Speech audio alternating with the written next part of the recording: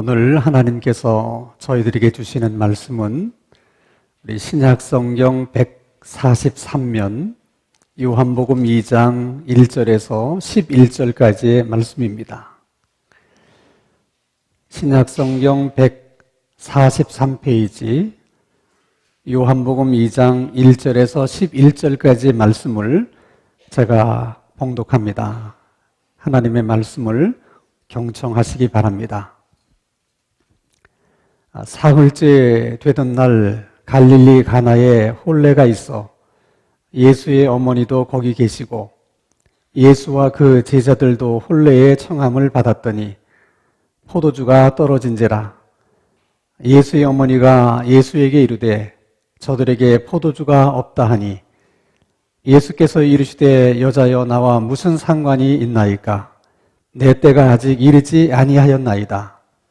그의 어머니가 하인들에게 이르되 너희에게 무슨 말씀을 하시든지 그대로 하라 하니라. 거기에 유대인의 정결 예식을 따라 두세 통 드는 돌 항아리 6이 놓였는지라. 예수께서 그들에게 이르시되 항아리에 물을 채우라 하신즉 아기까지 채우니 이제는 떠서 연회장에 갖다 주라 하시매 갖다 주었더니 연회장은 물로 된 포도주를 맛보고서 어디서 났는지 알지 못하되 물 떠온 하인들은 알더라.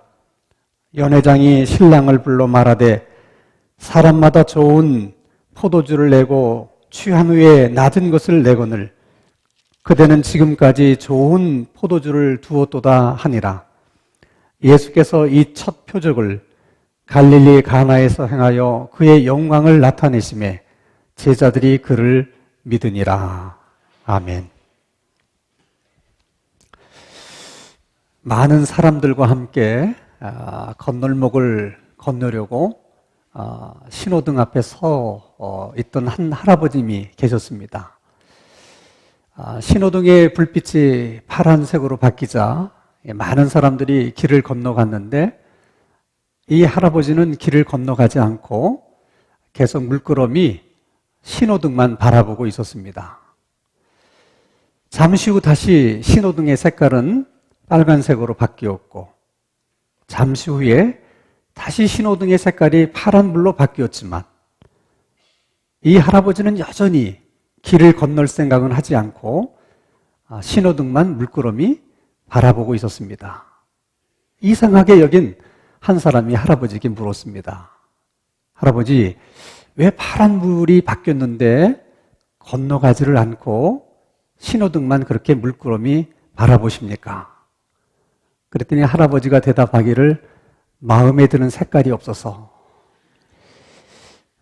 여러분, 신호등이라고 하는 것은 그 자체로 어떤 뜻이 있거나 또 의미가 있는 것이 아닙니다.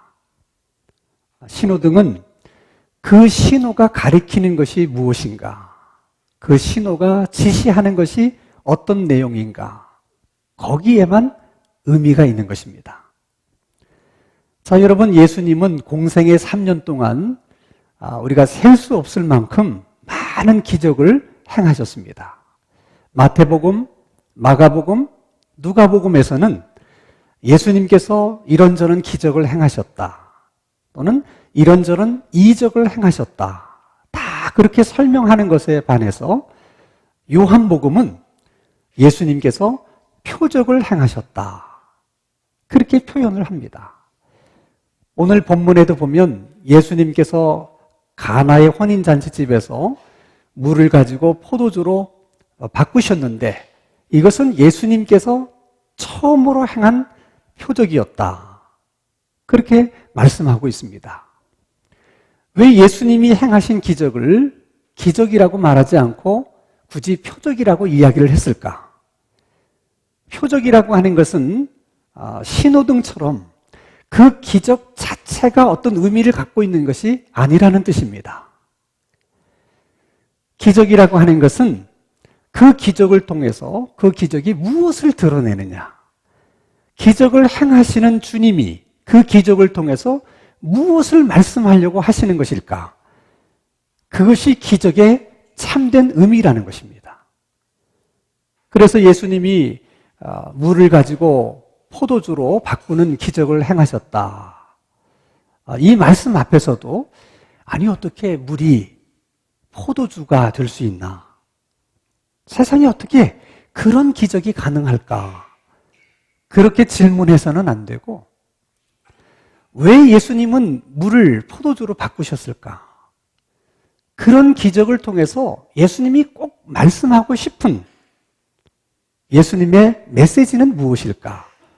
그것을 우리가 질문해야 되는 것입니다.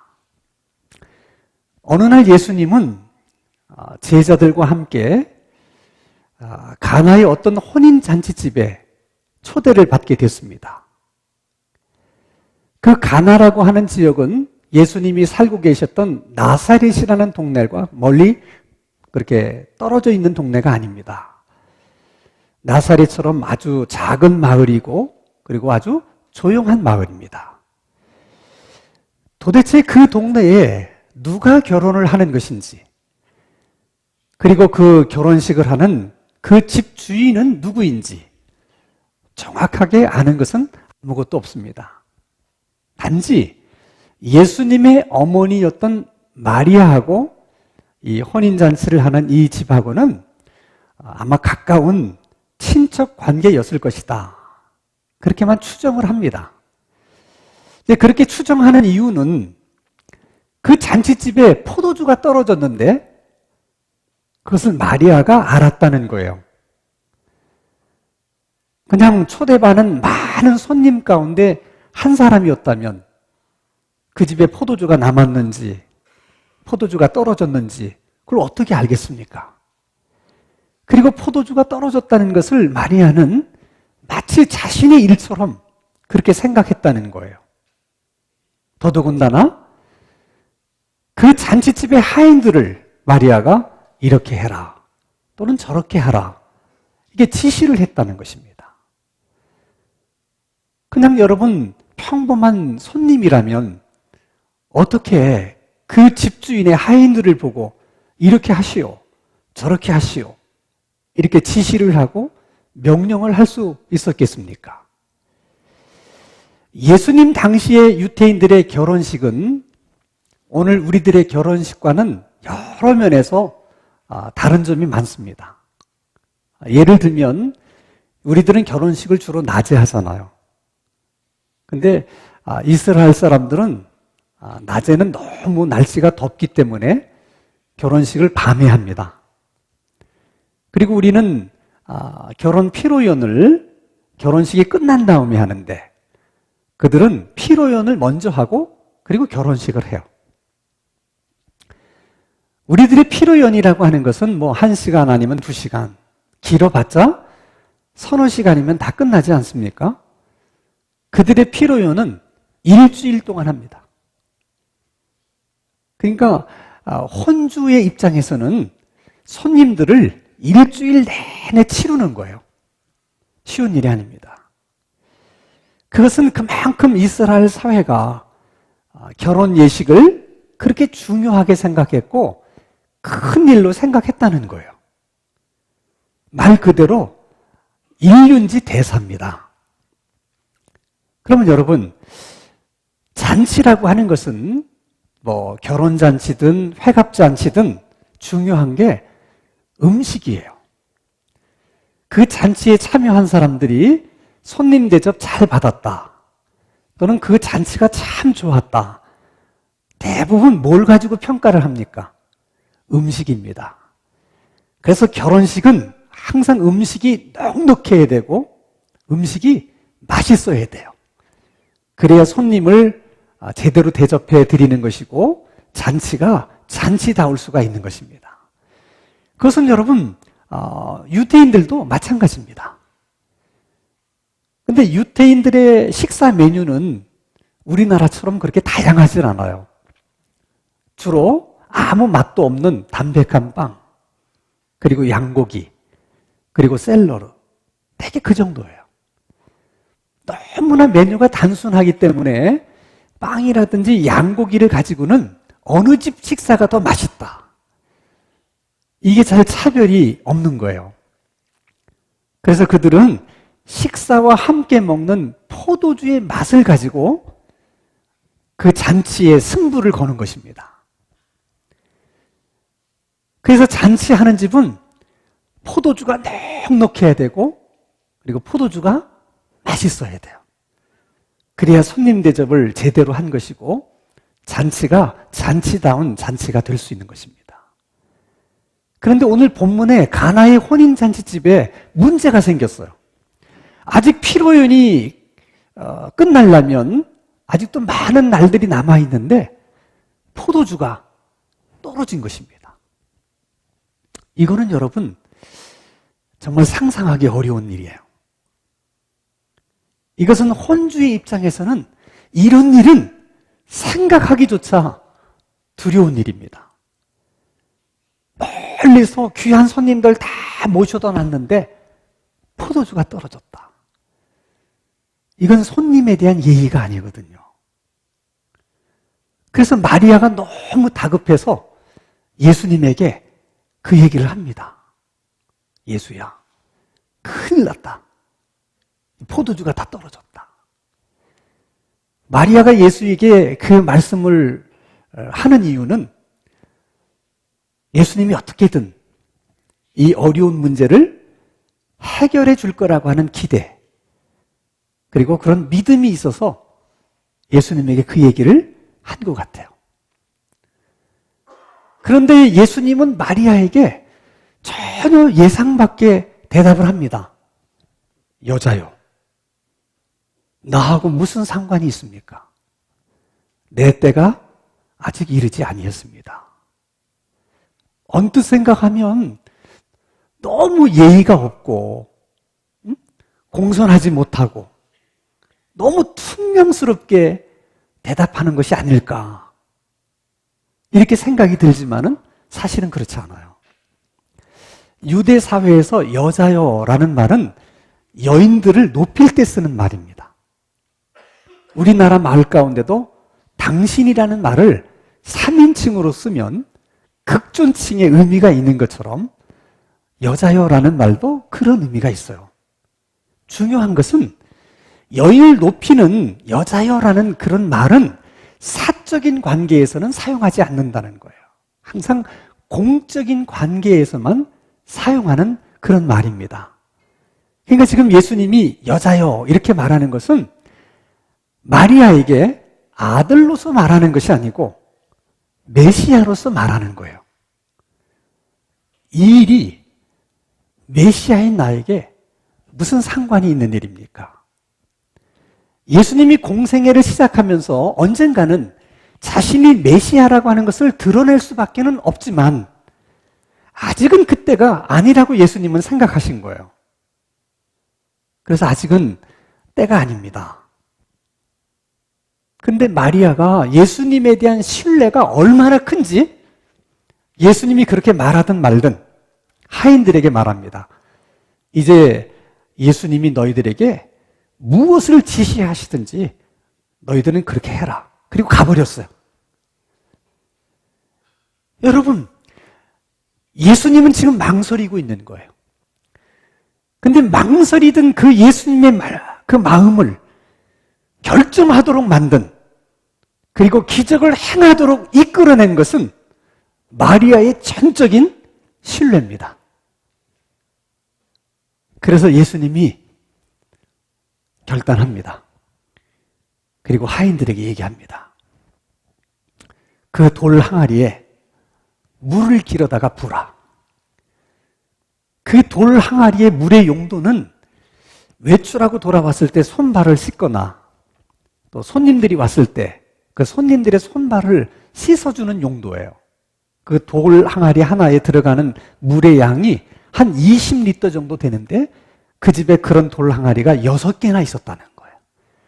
그러니까 그 집안이 대가족이었거나 아니면 평소에도 손님들이 많이 찾아오는, 아마도 그 동네에서는 유지 같은 그런 집안이 아니었는가, 그런 생각을 하게 됩니다. 자, 하인들이 그 돌 항아리에 물을 잔뜩 갖다가 부었습니다. 주님께서 말씀하신 대로 저희들이 물을 다 갖다 부었습니다. 아, 그러냐? 그러면 이제 그 물을 떠다가 연회장에 있는 사람들에게 갖다 주라. 그 물을 떠다가 갖다 줬습니다. 아무 영문도 모르는 손님들은 하인들이 떠온 물을 마셨어요. 마시고 보니까 그건 물이 아니고 포도주였습니다. 그리고 그 포도주의 맛이 얼마나 좋은지 손님들이 깜짝 놀랐어요. 일부러 신랑을 부릅니다. 그리고 신랑 보고 이렇게 얘기합니다. 일반적으로 사람들이 정신이 멀쩡할 때 맛있는 포도주를 내놓고 좀 취했다 싶을 때 포도주 맛이 어떤지 잘 모를 때 그럴 때 좀 맛이 덜한 그런 포도주를 내놓고는 너는 어떻게 이렇게 맛있는 포도주를 끝까지 숨겨놨다가 이렇게 중요한 순간에 이 맛있는 포도주를 내놓느냐. 손님들은 정말 예기치 않았던 너무 맛있는 포도주를 마신 것에 대한 만족감이 너무 커서 신랑을 엄청 칭찬을 해줬습니다. 자, 여러분, 이 가나 혼인잔치집에서 예수님께서 행하신 이 표적을 예수님께서 처음으로 행하신 표적이었다. 이렇게 성경은 기록하고 있습니다. 왜 굳이 이 표적이 예수님이 행하신 첫 번째 표적이었다고 그 사실을 밝히는 것일까? 또 한편으로 생각해 보면 왜 하필이면 예수님이 첫 번째 표적으로 물을 포도주로 바꾸는 그 기적을 행하셨을까? 그것은 아마도 예수님께서 예수를 믿는 우리들에게 가장 먼저 주고 싶은 기적이 가나 혼인잔치의 그런 기적이기 때문에 주님께서 그렇게 말씀하신 것일 수 있어요.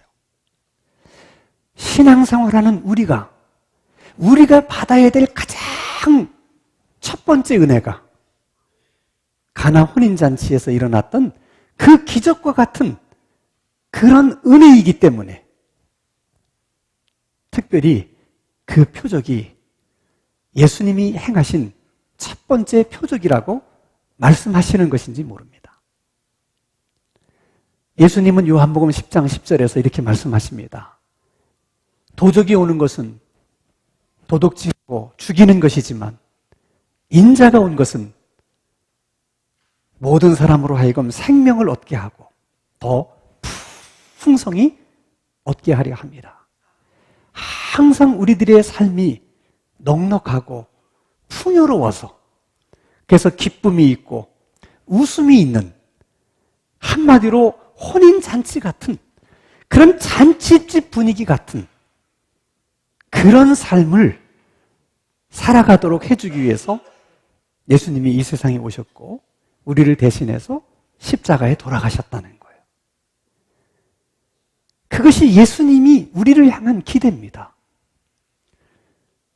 그런데 우리들은 정말 잔치집 분위기 같은 그런 삶을 살기보다는 왠지 초상집 분위기 같은 그런 삶을 살 때가 너무 많다는 거예요. 왜 그런 것일까? 이유는 하나입니다. 포도주가 떨어졌기 때문에 그래요. 아직은 우리가 살 날이 많은데 우리의 삶을 기쁘게 해줄 수 있는 포도주가 떨어진 거예요. 어떤 사람에게는 건강의 포도주가 떨어졌고 어떤 사람에게는 물질의 포도주가 떨어졌고 어떤 사람에게는 부부 사이에 애정이 있고 사랑이 있어야 되는데 그 애정과 사랑이 떨어졌기 때문에 그럴 수 있습니다. 감사의 마음도 떨어졌고 기쁨의 마음도 떨어졌고 그러면 왜 우리들의 삶 속에는 꼭 있어야 될 그 기쁨의 포도주가 떨어지게 되는 것일까? 여러분, 가나 혼인잔치집을 한번 생각해 보세요. 왜 도중에 포도주가 떨어졌을까? 아무리 생각해 봐도 포도주가 떨어질 수 있는 가능성은 세 가지 중에 하나라고 생각해요. 하나는 그 주인이 잔치 준비를 성실하지 않게 대충대충 했기 때문에, 그래서 포도주가 도중에 떨어질 수 있습니다. 그러나 사실 그런 가능성은 많지는 않아요. 어떤 사람이 손님을 초대해 놓고 준비를 소홀히 하는 사람이 있겠습니까? 그렇다면 다른 가능성을 생각해 볼 필요가 있습니다. 그것은 주인이 손님들이 얼마나 올까? 많이 와도 7, 80명이면 많이 오는 걸 거야. 그래서 넉넉하게 100명분을 준비했는데 손님이 120명, 130명 왔어요. 그럼 모자랄 수밖에 없는 거 아니겠습니까? 그런 게 아니라면 예상한 대로 손님들이 70명 내지 80명이 왔어요. 예상이 딱 들어맞았어요. 근데 손님들이 포도주를 너무 많이 퍼마셔가지고 주인이 생각한 것보다 너무 많이 마셔대는 거예요. 충분히 준비했다고 생각했는데 모자라게 된 것입니다. 그러니 여러분, 많이 온 손님을 원망하겠습니까? 아니면 많이 마셔버린 손님을 원망하겠습니까? 아니면 충분하게 준비하지 못한 자기를 탓하겠습니까? 여러분, 사람이 하나님이 아닌데 어떻게 정확히 얼마만한 사람이 올 줄 알겠습니까? 어떻게 온 사람들이 얼마만큼의 포도주를 마실 거라는 것을 알 수 있겠습니까? 그래서 우리 인생이라고 하는 것은 우리가 아무리 치밀하게 준비하고 계획을 해도 전혀 예상하지 못했던 이런 일, 저런 일들이 생기기 때문에 포도주가 떨어지게 된다는 거예요. 그게 우리의 인생이라는 것입니다. 그러면 우리 인생에 이 포도주가 떨어졌을 때 어떻게 이 포도주를 채울 것인가? 누가 떨어진 우리의 포도주를 채워줄 것인가? 우리의 떨어진 그 포도주를 채워주실 분은 주님 한 분밖에 안 계십니다. 그것이 예수님이 행하신 첫 번째 표적이 담고 있는 메시지예요. 주님밖에 없다는 거예요. 그래서 여러분, 우리 인생에 중요한 것도 많고 필요한 것도 많지만 정말 우리에게 중요한 것, 정말 우리 삶에 필요한 것은 딱 하나입니다. 예수님이세요. 그리고 우리 인생에 포도주가 떨어졌을 때 우리는 마리아처럼 예수님에 나가서 간청을 드려야 됩니다. 예수님, 내 삶의 포도주가 떨어졌습니다. 그래서 내 삶에 기쁨이 없고 그리고 웃음이 없습니다. 주님, 떨어진 내 기쁨의 포도주를 다시 채워주십시오. 이렇게 간청해야 돼요. 간청할 뿐만 아니라 우리가 구하는 그 주님을 마리아가 예수님을 100% 신뢰했던 것처럼 우리도 그렇게 신뢰해야 됩니다. 망설이던 주님의 마음을 기적을 행하도록 결심케 만든 것이 신뢰였어요. 우리도 주님에 대한 철저한 신뢰가 있을 때 주님께서 그런 기적을 우리의 삶 속에 행하실 줄로 믿습니다. 그리고 우리가 신뢰하는 그 주님이 우리에게 뭐라고 말씀하시든 우리는 순종하고 그 지시에 따라야 됩니다. 그러나 여러분, 예수님을 전폭적으로 신뢰한다는 것도 어렵지만 주님이 뭐라고 말씀하시든 그분의 말씀이라면 그 지시에 따르고 순종하는 일도 쉬운 일은 아닙니다. 왠 줄 아십니까? 가나 혼인잔치집을 한번 생각해 보세요. 예수님이 말씀하십니다. 돌 항아리에 물을 길어다가 부어라. 지금 여러분 그 집안의 문제는 물이 문제가 아니에요. 뭐가 문제예요? 포도주가 문제예요. 지금 포도주가 떨어졌다는 게 문제입니다. 근데 물은 길어다 줘서 뭐 하겠어요? 그 물은 손님들 손발을 씻는 데 사용하는 물입니다. 이미 손님들은 다 손발을 씻었어요. 다시 씻을 일이 없어요. 그런데 물을 길어다가 뭐 했습니까? 지금 예수님은 포도주하고는 아무 상관이 없는 일을 시키는 거예요. 그리고는 말씀하십니다. 물을 떠다가 손님들에게 갖다 줘라. 아니 지금 손님들이 필요로 하는 것은 포도주인데 물을 갖다 줘서 무슨 의미가 있겠습니까? 포도주를 원하는 손님들에게 물 갖다 줬다가 무슨 얘기를 들으라고. 그래서 여러분 순종하는 일이 어려운 거예요. 우리가 주님께 주님, 지금 내 인생에 기쁨의 포도주가 떨어졌습니다. 건강의 포도주가 떨어졌습니다. 물질의 포도주가 떨어졌습니다. 채워주세요. 정말 주님을 신뢰하고 주님께 그렇게 간구할 때 주님께서 말씀을 주세요. 우리들의 내면의 마음속에. 근데 주님이 주시는 말씀을 들어보면 내가 지금 주님께 간청한 일과는 아무 상관없는 일을 하라고 하시는 거예요. 그래서 여러분 순종하는 것이 쉽지가 않은 거예요.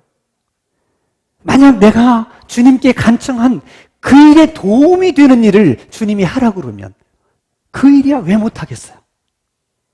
아무리 생각해봐도 이건 내가 주님께 지금 구한 일과는 아무런 상관이 없고 아무런 도움이 될 것 같지는 않은데 주님은 그 일을 하라고 그러시는 거예요. 그래도 여러분 순종하셔야 됩니다. 왜냐하면 주님은 물도 포도주로 바꿀 수 있게 하는 주님이시기 때문에 그렇습니다.